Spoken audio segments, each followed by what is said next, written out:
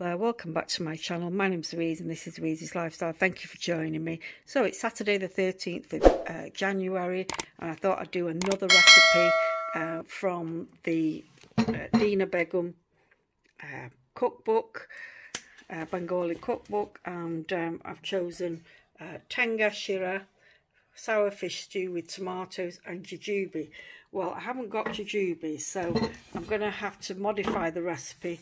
Her recipe calls for Bangladeshi fish, but I'm not using that, and not many people may have access to Bangladeshi fish.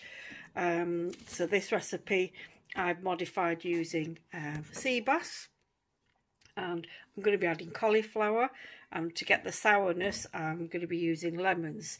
So jujubes in their unripe state can be really tasty in a fish curry, but they're not seasonal here. You can't always get them. You've got to go to an Asian supermarket for that. So the ingredients that I've got in front of me, pretty much what you'd be able to get in a local supermarket. So let's get started. So I'm slightly deviating from Dina Begum's recipe. I'm using her recipe, but I'm also harking back to how my dad cooked fish curry.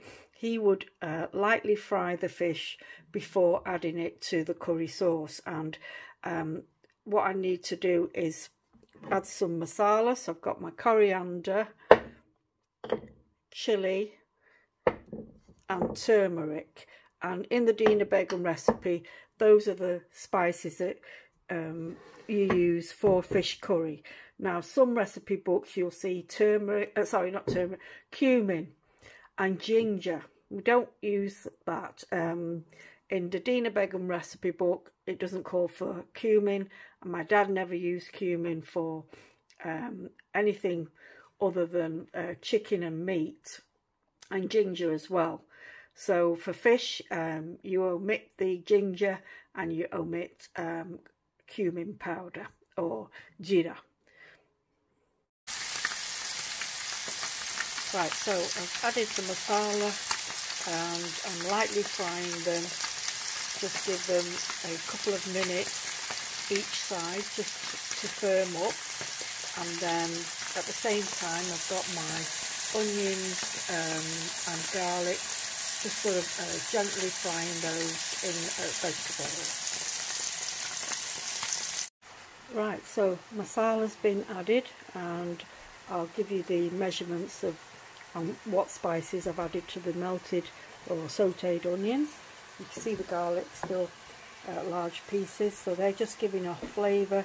And the reason I don't make them into very small or crush them is that I can't really tolerate garlic on my stomach. So if I eat a piece by accident, I get really bad stomach ache. So if I leave it intact, I can avoid eating them and but enjoy the flavour.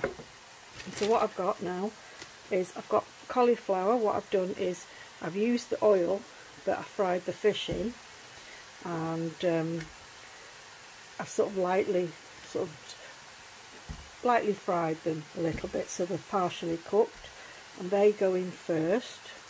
Just going to put them round the edge, and the fish I will put in the middle. So I'll put those in first, make them cook for about a minute, and then I will add the fish. Right, so in have gone the cauliflower, fish is in there, and I've just added some tomatoes, a couple of slices of fresh lemon, with all the steam. There's fresh lemon, and also I've got some frozen lime, and I've just literally added some of those. That's the Ada lemon, the Bangladeshi lemon, so to give it that extra sourness, and it will give it a lovely citrusy tang to the dish. So I'll leave that to cook for another 5 or 8 minutes. So the finished curry is here, and you can see cauliflower, the fish is there, got lemon, got ada lebu, which is the Bangladeshi lime. The tomatoes are sort of cooked, but you know, kept their shape.